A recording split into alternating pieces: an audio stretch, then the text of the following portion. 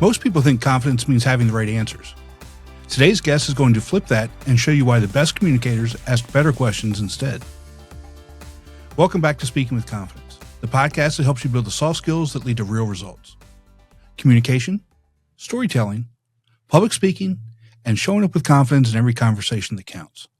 I'm Tim Newman, a recovering college professor turned communication coach, and I'm thrilled to guide you on a journey to becoming a powerful communicator. Today's guest is Michael Ashford.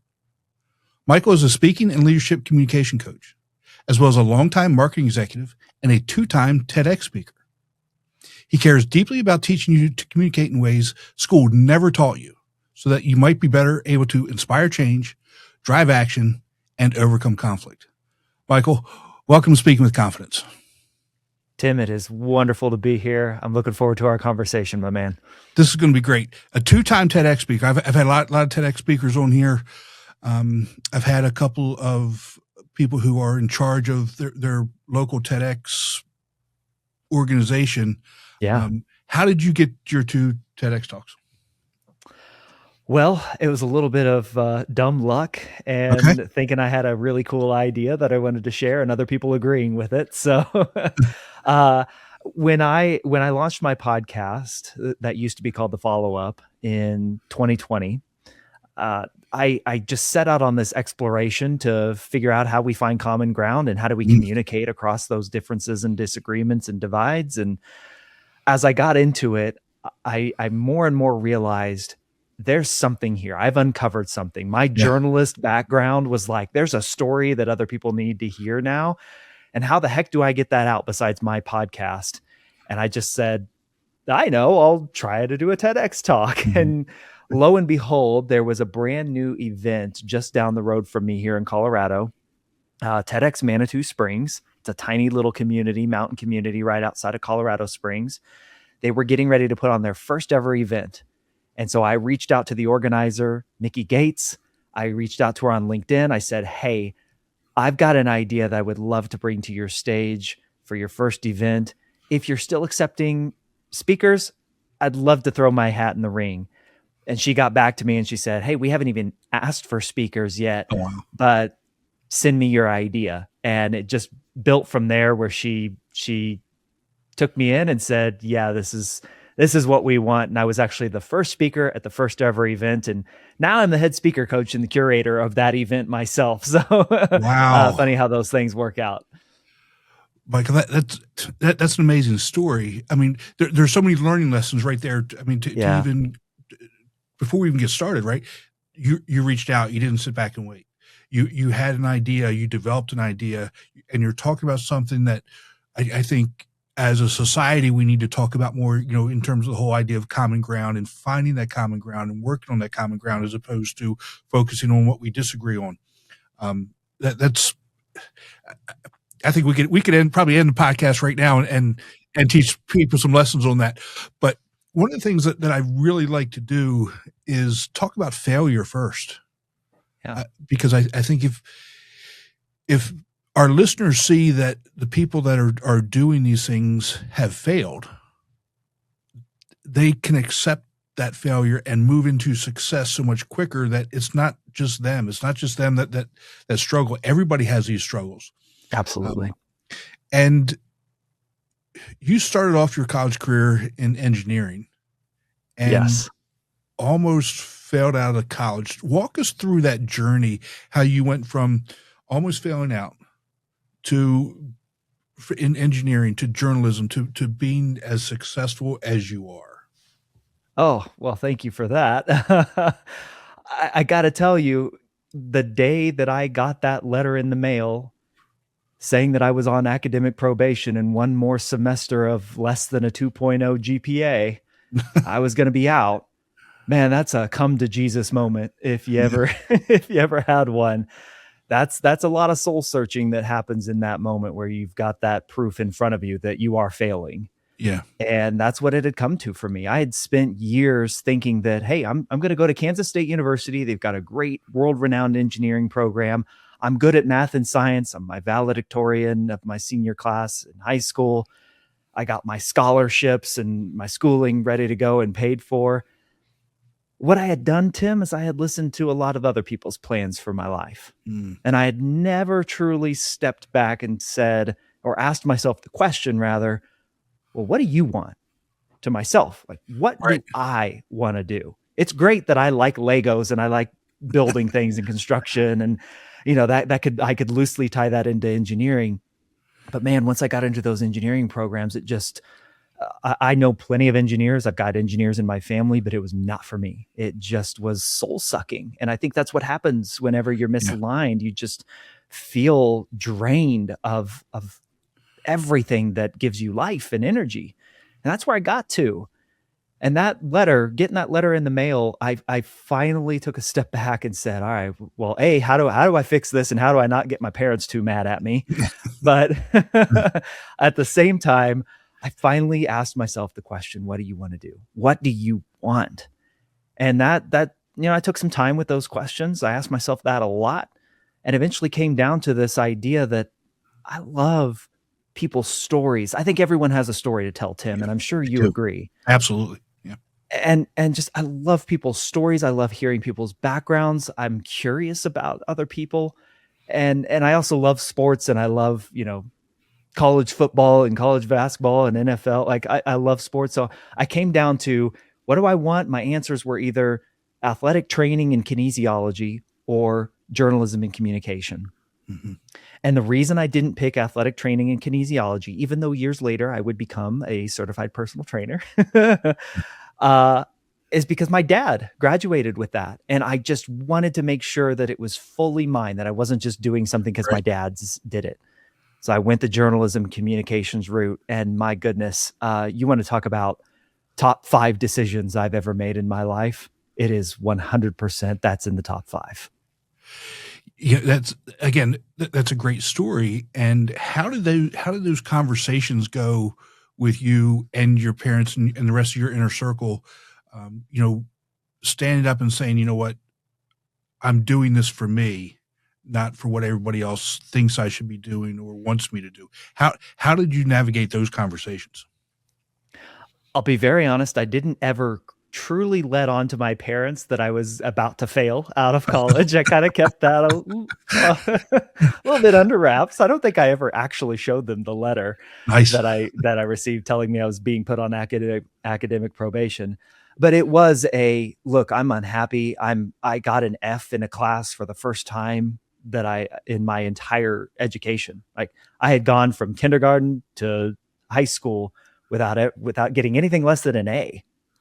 And then I show up my second semester of college, and I get an F, a D, a C, an A, and a B. Like, I went right down the line.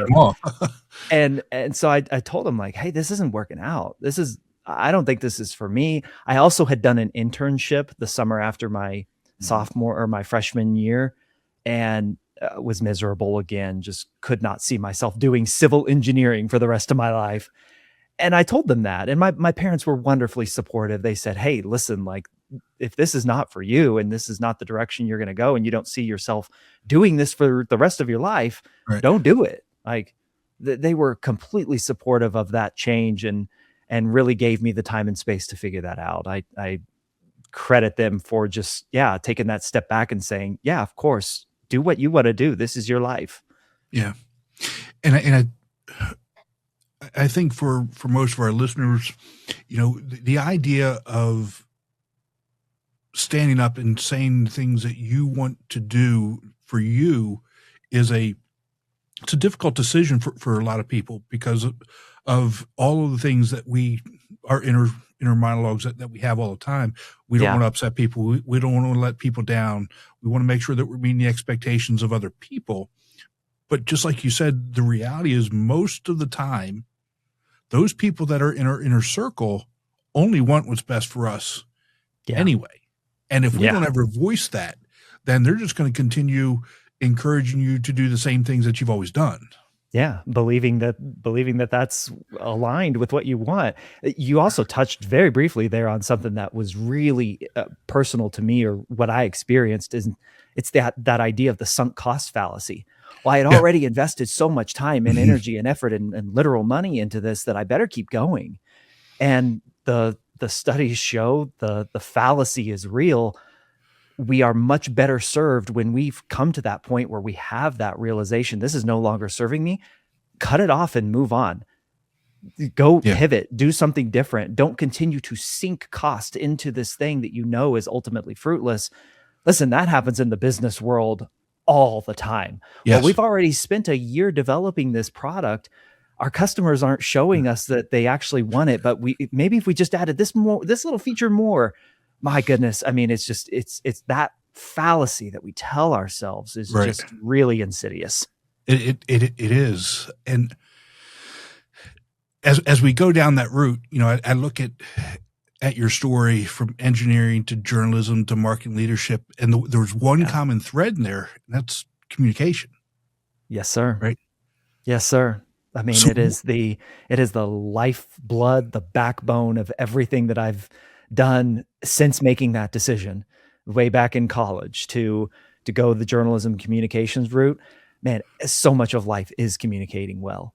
So much of life is knowing how to communicate your story, knowing how to communicate a position, knowing how to communicate through disagreement, knowing how to communicate through change, which, by the way, the human experience is change. So you better know how to communicate through it. Exactly. And do it in a way that can bring others along with that, along that journey with you. So take it one step further. What did communication give you that the technical skills never could? Well, I mean, you mentioned it in introducing me so kindly, and that is the curiosity side of communication. Okay. The way I have experienced communication over the years, and what I now believe to be true, is that what we're taught in our formal education, certainly growing up, unless you get into some of these communicative classes in college and in university, it's a very one-way view of communication. Yeah. It's, I've got the answer. I tell you that answer one way, and you regurgitate that answer back to me one way, and you're going to be graded on how well you complete that exchange of one-way information. And it just misses the extraction of communication. What can you get out of somebody to better understand them, their concerns, their lived experience, their perspective, their truth, however you want to describe it, Tim? It just, to communicate well means to communicate fully, both, and that is bidirectionally or omnidirectionally, however you want to characterize it. It is getting out of this certainty mindset and opening up your curiosity and pointing that at others. Yeah. And I really like the way that you describe the way the system is set up. It's, I tell you something, and then you tell me what I just told you, so that I know that you have now learned this and that you can now communicate it back to me. Right. So just tell me what I already just told you, and we're all good. And this is not a knock on the education system. I think you and I agree that the educational system is broken, and especially from a communication perspective, and how we teach young people how to communicate. What's the fix? And how do we get from where we are to a 30 to 40-year-old who now figures out, you know what, I should have been focusing on communication skills and curiosity and asking questions 20 years ago? How do we go from where we are to that? Because, Tim, what you just described, so much of that communication learning at that point in somebody's life is on the job training. And that's a really terrible way to learn how to communicate well with others. Yeah. I want to see the rigor shaken up a little bit. I understand things like math, science, history. Those things have fact. Those things have things that, you have to learn how to use the quadratic equation Is that even the right word? I don't Yeah, even remember what it is now. yeah, as quadratic equation. That's a thing. Uh, I don't necessarily know what it is, but I know it's a thing. You've got to learn how to solve those problems. You've got to learn how to follow the proper steps. Yes, absolutely. But I want to see education become more well-rounded. I ask people all the time, how many classes were you in your entire education experience where you didn't have to have the right answer, or your right answer could differ from the teacher or the professor's right answer? There has to be room in, that you've labeled them the soft skills. I know some people take offense to that and I believe communication skills can be taught, just like any other hard skill or trade. But I want classes that leave space for nuance, complexity, and the possibility that there may be more than one or even two right answers.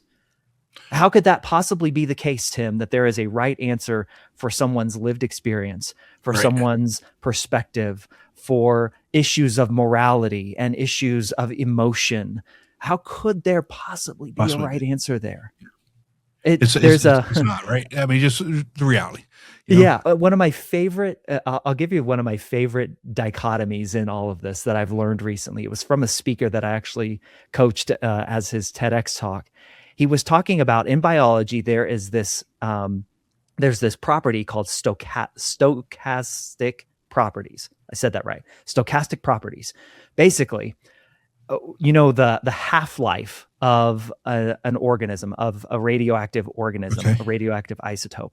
They can determine with incredible precision and accuracy when half of the radioactive isotopes in that organism are going to be decayed. They know exactly the time period. You've got 100% at this point. By this point, you're going to have 50% of your radioactive isotopes left. Now, here's the thing. They have no way of knowing on an individual basis which isotope is going to be the next to decay. They just know that over a certain period of time, it's going to be this many that will decay. We have no idea to know which one will. Now, you relate that to the human experience. Studies can tell us all they want to tell us about high-level views of how people interact, communicate with each other. But then you take that down to the individual one-to-one level, you have no idea how that person across from you is going to respond, because they have a unique and genuinely personal experience and perspective on the world. And you cannot account for that in any sort of modern classroom, textbook, test, equation. Like, you just can't. And that changes day to day, minute to minute. Yes, it does. That adds even more nuance and complexity to the struggle, right? Exactly. So I want classes like conflict communication taught from an early age. How do we actually expose ourselves to difference of opinion and difference of thought, even from a young age? Yeah. You look at any childhood playground, you're going to see difference of opinion and difference of thought of how things are done. How do we teach kids to communicate well through that and build that? Like, that's just one example of how I'd love to see it change, but there's no right answer there either. Right. And that's the hard thing. You can't test for that stuff, Tim. No, you can't. And from an emotional development perspective as well. Mm-hmm. And especially what we've learned about the brain. Okay. So I'm 50. How old? I'm old enough to know not how old I am anymore. I think I'm 58. There you go. I like that. Okay, I'm 58. Old enough to know how that I'm. So if I go back 38 years ago, right, and just kind of think about where we were, and what we knew about the human development and brain development, how much we've learned, and to understand how we've grown and what technology has done to that development, what alcohol has done to that development, what other drugs have done to that development. And now we understand, as much as we may not like it, the brain doesn't fully develop till 26 years old now. Yeah. And we're trying to teach try to teach these skills to people that they may be emotionally able to do it at 12. They may not be able to do it till they're 20. And understanding that and getting them to where we need them to be it's not an easy task. And like I said, there is no one right way or no one right answer to that question. And I'll add another layer to the scenario you just outlined, Tim. Mm-hmm. I don't believe we as humans were designed to know all that we know today. I mean, within minutes of waking up, I can understand that I can know that there was an earthquake on this side of the globe that killed this many people and affected this many people. I can understand that there was a bomb dropped in this country. I can understand that the stock market went to this price. I can understand that in 4 towns over from me, that a sinkhole opened up. Like I can understand all of the world's bad news literally within minutes of waking up. Yeah. That's not how we were intended. Like no matter how you think we came to be on this planet, that is not how we're wired. We are not, I don't believe we are capable of taking all that in and processing that to a healthy level. And what that does is it makes us concerned about things that we ultimately don't have control over. That then when we bring it down to the one-to-one human perspective, we've got all these things we're concerned about and we forget about the interaction that's happening right in front of us. And it begins to affect and degrade how we view another person because we look at it as a societal, or as a global, from a global perspective, things that we can't ultimately control. And then there's a human being across from us that perhaps we see as a personification of that thing that we're really concerned about. And oh my gosh, now my emotions and my systems are going haywire here. And now the whole thing breaks down. Yeah. And we see it over and over again. How little trust is built up when we try to have arguments or disagreements, how little grace we give for somebody else's perspective when they may represent a perspective or a belief system that we disagree with. There's just, we take that nuance and we just smash it between our hands. And that we may have it. Let's just say we may agree on 95% of things. Yeah.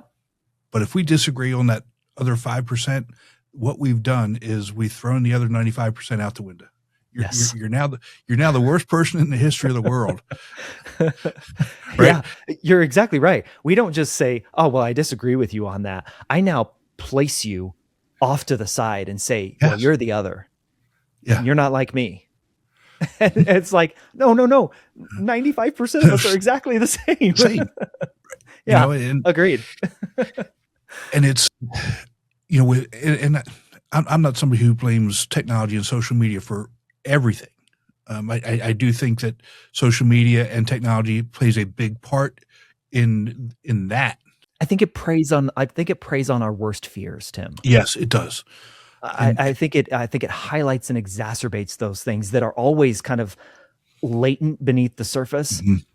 But in the absence of face to face, I know you, I trust you, I can see you, I can even like sense you, and the shift in the room when maybe you disagree with me. Like in the absence of that, it's heightening those fear responses that are just innate and ingrained in us over and over again. I mean, every time you log on to Twitter or X or LinkedIn or Facebook or TikTok, like you're just getting those hits over and over again of, oh, this person disagrees with you. This person isn't like you. This person, you disagree with them. Like it's constant. It's rapid. The studies do show, by the way, negative information spreads far faster than positive information on social media. Algorithmically, it spreads like a wildfire in Colorado after the winter that we've had, where we've had no rain or snow. Well, I'm not looking forward to your summer then. If that's the case. I'm very worried about it. But can I give you an example of exactly what I mean here, Tim? Please. On my podcast, I interviewed 2 gentlemen back to back. I didn't interview them at the same time. I interviewed one man who was a political activist in the wake of the Breonna Taylor and George Floyd murders. He was very vocal as part of the defund the police community. He was very, very active in that world. And I just wanted to ask him questions. I did my journalism duty, and I just asked him questions about what he believed, how he came to those beliefs, why he felt they were important. And then the very next interview, I interviewed a police officer. And I did the same thing with him. What's your experience been? What do you believe? How did you come to those beliefs? Tim, when I went back and listened to those two interviews, it happened exactly as you just said it. They were even using the same language of what they wanted. They both wanted police officers and the system of policing to be such that police officers were showing up to situations that they were trained and equipped to handle, that people could trust them, and that they were effective at diffusing situations of violence and crime with the most appropriate means necessary. They both said the same thing. But what social media, what people tend to focus on are those areas where they diverged. Did they agree on everything? Of course not. They definitely have differences of experience and opinions on how to get that done. Yeah. But we can start at a baseline of, look, we're aiming for the same thing. Right. Yeah. And we tend to jump to the other side and just argue over the fact that we are arguing, disagreeing over the fact that we disagree. Yeah. And then it becomes circular, right? Yes, it does. The same arguments. Yes, it does. And I liken that to the example of, have you ever talked to anybody who doesn't want clean air, clean water? I haven't. Me either. But we talk about, global warming and pollution, and there's never any agreement, except for everybody wants the same thing. We all want clean air. We all want clean water. We all want food to eat. So why don't we start from there and then start to build, some trust that, what, you're not a horrible person because you think differently. And let's start working together to figure out what a common ground solution is going to be for whatever it is: policing, clean air, clean water, the education system, our political, whatever it is, and it's one example of that, Tim, is, and this is where curiosity comes into play. You've got to be curious enough to know the language and the background of that language from somebody else who is on the quote unquote other side from you. I interviewed one gentleman who did a documentary in rural Oregon about climate change, about how the changing landscape and environment are affecting rural workers out in Eastern Oregon, heavy logging community, heavy agriculture and farming community that was feeling more and more disconnected from the western part of the state that was, more liberal, more progressive. We'll just call it what it is. And they did a documentary where those two groups came together, people from the western part of the state, people from the eastern part of the state, and they got curious with each other about what they cared about, and they started to understand the language that each other used. So where you had people from the left saying that it was climate change and global warming and environmental destruction, you had people from the right saying that they deeply cared about environmental stewardship, that they were stewarding the land well, that they wanted to preserve and protect the livelihood of their people, for their families, people who had been on that ground and worked that ground for generations. Now, when you can use the language that people care about, how do you get there? You've got to ask them questions. You've got to be curious about their experience and where they're coming from.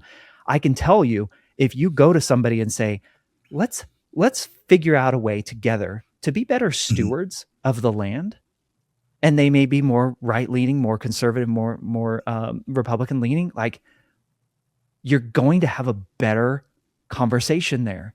Don't do it for manipulation purposes. Right. Do it so that you can actually have a conversation about the real issue at hand and what people believe and care about. That takes curiosity.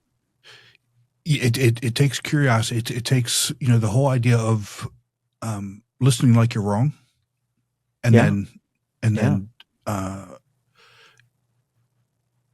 there's follow up to that. You can listen like you're wrong, But then what are you doing after that? What's the next step after that? Are you acting on that information that you just learned, or are you just, okay, I've listened, I've empathized, and now I'm just going to go back, keep doing what I'm doing? Or are you going to actually take that information and do something with it, right? Are you actually, can we find a that's third the other way? piece. Yeah. Can we find a third way to accomplish the shared goal that we have uncovered together? It doesn't have to be my way. It doesn't have to be your way. Can it be our way? Can we co-create something? And there's not enough of that happening. But that goes back to, like, you've got to understand what's your goal here. What's your goal? And do your actions, your words align with your goal? Are they helping you reach your goal? More often than not, what I see is people saying that they want to affect some sort of change, and then they act in direct counter to how people actually like to change. We don't want to be forced to change. Nobody likes to be forced to change. We want to feel like it was something that we helped produce. Right. Everyone agrees, Tim. I haven't found a person yet that does not agree that a quality of human existence is change. It is. We are meant to change. It is a fact of life that things will and do change. But how do we want to change? Do we want somebody waving the finger at us and saying, well, you're wrong, so you got to change to my view and just believe what I believe? Absolutely not. It never works. It never works. That's why wars happen. But if we could take a different approach, if we could take a more curious and understanding does not equal agreement approach to our conversations, how much better could we be in uncovering solutions that we hadn't even thought of? Yeah. But I think the next question is, why is curiosity so hard for people to do and develop, especially when they disagree? Two things immediately come to mind. One is, to go back to what we've already talked about, we just haven't been taught. We haven't been taught how to be curious. We've been taught to be sure and certain of what we know. We're going to be tested on it. Recall that. Yeah.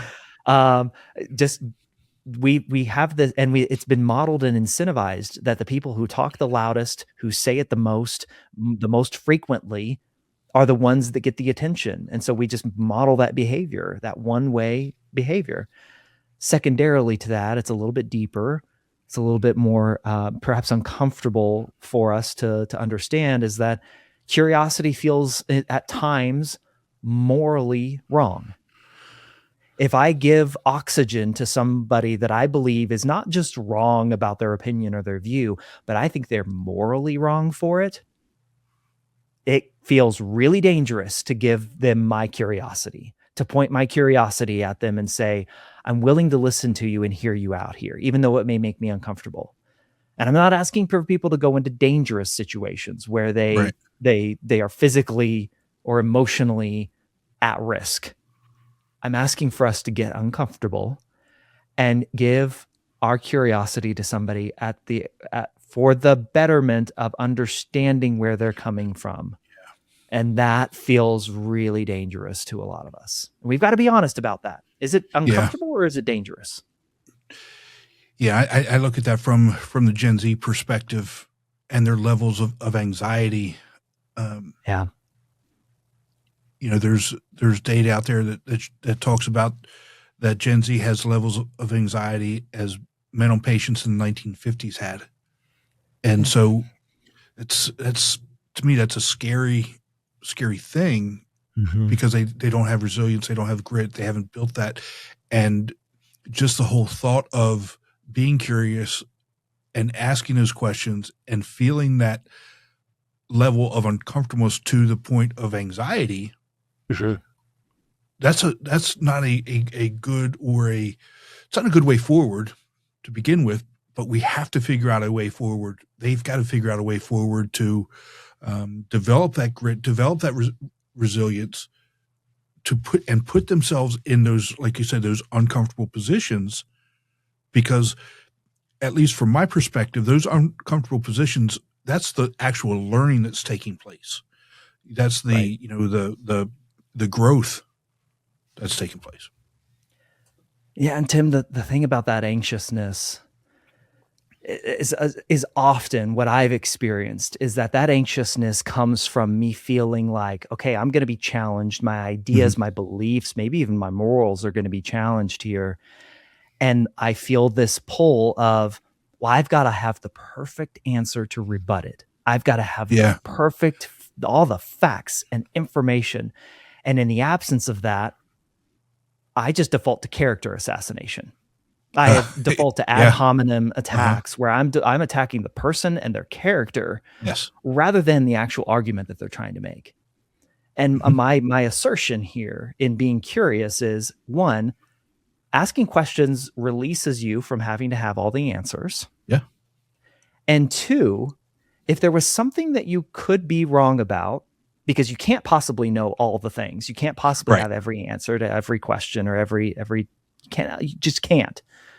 If there's something that you could be wrong about, or maybe said another way, if there's something that you don't fully understand, wouldn't you want to know it?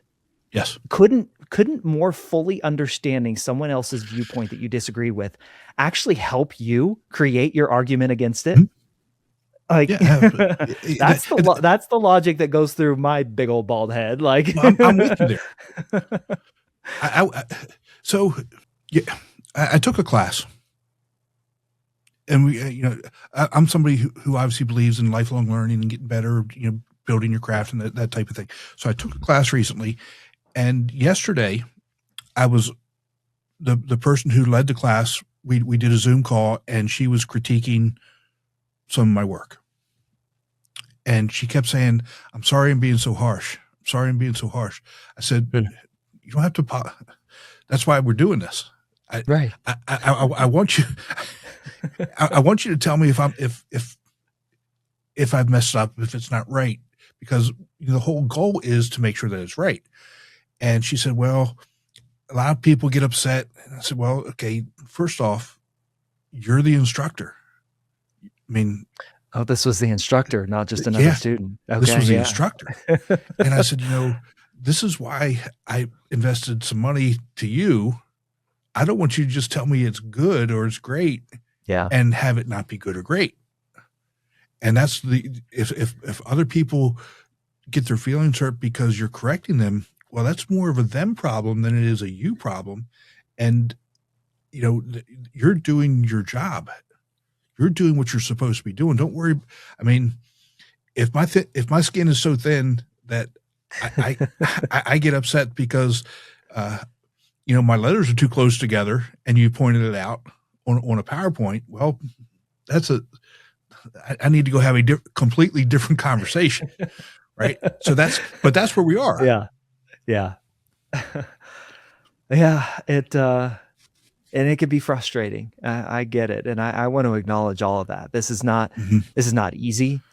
No. Certainly I just as much as anybody else, when my work is critiqued, when my ideas are critiqued, I, just like everybody else, have that little thought, like little person sitting on my shoulder saying, well, no, you're right. Like they shouldn't be saying that to you. Like I have those feelings as well. Mm-hmm.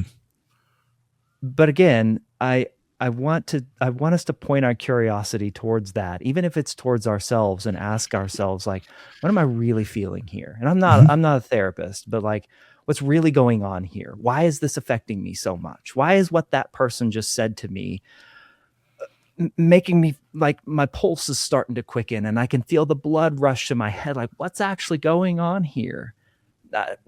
I love moments of self-reflection. I love moments where people say, you know what, I'm actually going to think about this a little bit differently here. And if we can consciously pull ourselves into those moments more, then I think we set ourselves up for a higher level of success when it comes to not only understanding ourselves, but where somebody else is coming from as well, Tim. Michael, I'm so glad you just said that. I'm thrilled. I got goosebumps because the whole idea, confidence is like a muscle, right? It's just like communication is like a muscle. The more you do it, the better you're going to get. Being curious actually helps us be more confident. Yes, it absolutely does. You're not going to get any argument from me out of that. It just does. It's just because explain to people how that works. I mean, I think I think you literally just did, but give them an example of how that works and how that makes us more confident. Because to me, it's real simple, right? Like you said, if you're curious and then you do some introspection, I mean, it just happens. That's where it starts. That's where it's got to start. So I'll give you a great example from myself personally. The first time I ever expressed my political beliefs, I believe I was probably 13 or 14 years old. Now, did that political belief that I spouted at that time, was it the work of my own deep research and consideration and asking myself the questions of like, well, what do I believe and how do I think politically we should show up? And what resonates most with, no, it wasn't. It was literally an amalgamation and mashup of my grandparents and my parents and my pastor and my friends and perhaps some teachers. Like, it was all the influence of my life that I was simply regurgitating. Now, as a 40, almost 2-year-old man, was some of it correct? Do I still believe in some of that? Yes. But when I got into my 20s and I again started asking myself those questions of, well, what do I actually believe? I changed. Because it wasn't mine. Those beliefs that I had claimed for so many years, they weren't mine. And as it relates to confidence, when you know deep down, and I believe we all do, when we know deep down that what we're saying or what we're standing for isn't actually ours, how in the world are we supposed to be confident in that? Right. It's fake confidence. It's fake confidence, yeah. There's no possible way that we can delude ourselves from believing that it's anything but, because we know we didn't do the work to create that belief on our own. So asking yourself real deep questions about, how did I come to this belief?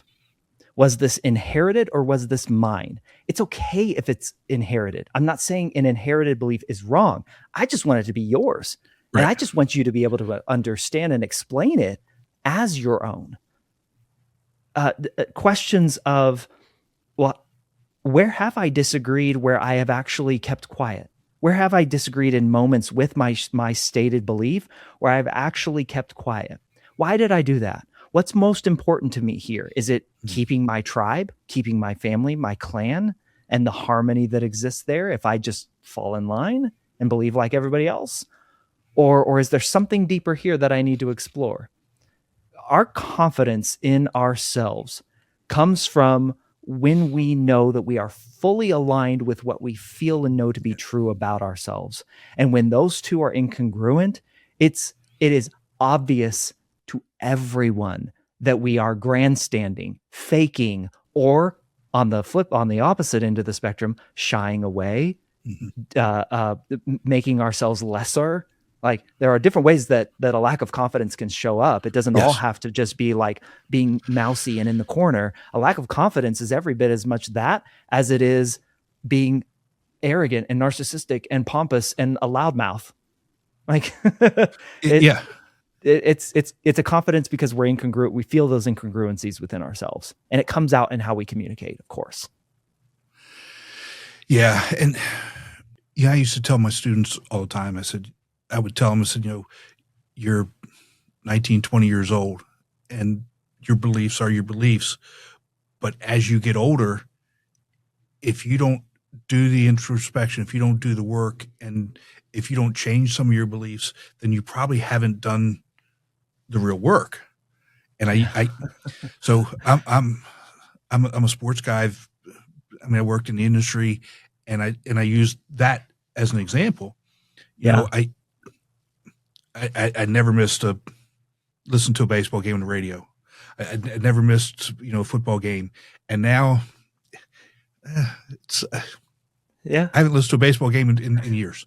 I haven't. Oh my gosh, years. If I can sit down and watch 2 Redskins games a year, that's good enough for me. Because it's lost. I wouldn't say it's lost its importance, but there are other things that are more important for me in my life. Right. than to spend time doing those things and trying to get them to understand that where you are in your life cycle, you're going to, if you're doing life the right way, things are going to change in your life, and the level of importance and the way you think about them is going to change. I think that's beautiful, and certainly what I advocate for, man. It is, but that's change that you elicit from yourself. To go back to what I said Yes. earlier, like Yes. no amount of somebody showing up on your doorstep and pointing the finger in your face and saying what you believe right now is wrong. You should believe like what I believe. And that figurative doorstep could be your social media. That could be, what have you. That's not going to work. Like, man, Tim, one of my favorite quotes is from John C. Maxwell. And he says, people change in 4 different seasons: when they hurt enough that they have to, when they see enough that they're inspired to, when they learn enough that they want to, and when they receive enough that they're able to. Now, one of those things is not like the other. Hurt enough that they have to? Like, who wants to do that? People will literally go to the doctor after a heart attack, and the doctor says, you got to change your diet and exercise more, and they won't do it because it wasn't their choice. Exactly. I'm there. I think that's him telling me, get it together, Tim. But you're right. But you're absolutely right. I mean, that's I mean, when I was a personal trainer, as I said earlier, the whole message was not, hey, lose weight, build more muscle, do all this. Like I was a personal trainer specifically for dads. My whole message was, man, when you're 80, do you want to be able to get down on the floor with your grandkids and play and mess around with them? When you finally hit that retirement age, do you want to go travel with your wife and be unrestricted from doing all the things that you want to do? Like, think about your long-term vision for yourself, the things that you care most about. It's a perspective shift, no doubt, and it gets us away from the immediate gratification world that we live in. But it's got to be something that allows us to be inspired, to feel like we've received some sort of gift, or to learn something that we previously didn't know. The human brain lights up when we come to those aha moments. And that's when real change happens. Absolutely. That's when we can be confident in, oh, I'm going to step into this change, into this conversation, into this environment, and know that I'm doing it for this reason, not just simply because I'm afraid that I'm going to get hurt if I don't. Yeah, that's not a good motivator. No, nobody wants to be there. I mean, I'll just use me as an example. Okay, I think we're 58. I think I've already established that. We've established that. But the first, let's just say 52 years of my life, I didn't care if I got hurt. Beat myself up, with sports. I was a paratrooper, worked out twice a day for 20 some years. And so it's the motivation for me isn't pain. Mm-hmm. What's that motivation? It's getting down. Yeah. It's getting down the floor with the grandkids. Exactly. Having quality time with my wife. Yeah. And that, we're talking about health and fitness right here, but man, you extend that to all situations. Yeah. Do you in 15 years time, when we look back at this point in history as history, and we're reading about it and we're thinking about what we went through, do you want to know that how you acted was a characterization of who you truly are? How you communicated with others was how you truly wanted to show up in the world? Or was it layered with an insecurity, a lack of confidence, an inability to affect the change that you wanted to affect? And so you defaulted to the most unhealthy way. Like, that drives me all the time. Mm-hmm.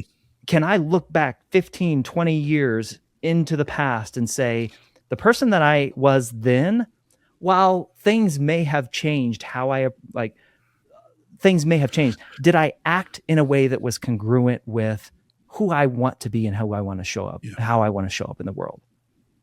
And that's important to me. Yes. But that is a long-term focused view of communication, of confidence, and everything that we've talked about here.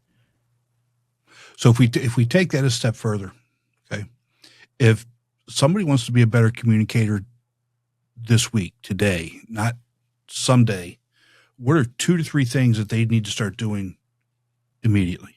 Ask more questions. Ask more. Set aside your certainty, your need to be right, your ego that tells you that you are right, and ask more questions. And my 2 favorite questions that I wish we would ask of ourselves more often is, what is my goal? And what could I be missing? Wow. If you ask yourself those 2 questions, especially in moments of change and disagreement and dysfunction, if you ask yourself those 2 questions, I guarantee you will flip on the empathy switch in your brain like never before. I'm not saying, again, for you to agree with people that you disagree with. I'm not saying for you to advocate or so much of so much of this is painted into a binary. Well, if I don't believe this, then that means I have to believe this on the clear opposite end of the spectrum. No, so much of life happens in the gray, messy middle. Those 2 questions help get you more comfortable with existing in that gray, messy middle. So ask more questions. If you can do of yourself, ask more questions about others, and then ask more questions of others, I think you're going to be in a much healthier place to have constructive communication, constructive dialogue with people. I would say the other thing that I would, something to be aware of, maybe not something to change, but just something to be aware of, is that at any given time, the max that a human being can speak is about 140 words per minute. On average, it's 125 words per minute, but if you're really excited and hyped up, it could get up to 150 words per minute, right? Now, the average thinking speed of a human is over 900 words per minute. If you're really hot and excited and mad about something, that can jump up to 1,200 words per minute running through your mind. And so I want you to slow down more, pause more, think before you speak, because you've got 1,200 words per minute running around in your brain up here, and you only have 140 words that you can get out in any given minute. So make those words that you do speak count. Think about what you want to say. Don't just go with the gut instinct all the time, because good communication, while yes, again, you may disagree with the person. Yes, it may feel morally wrong for you to even be in that conversation. But for you to put thought and effort into how you respond to that person, that can help bridge the divide, the gap that exists between you and that person in a way that you can actually begin to drive some effective change. So pause, think more often about what you say, and have more of those things that you do think be questions rather than statements. Those would be the 2 major things, Tim.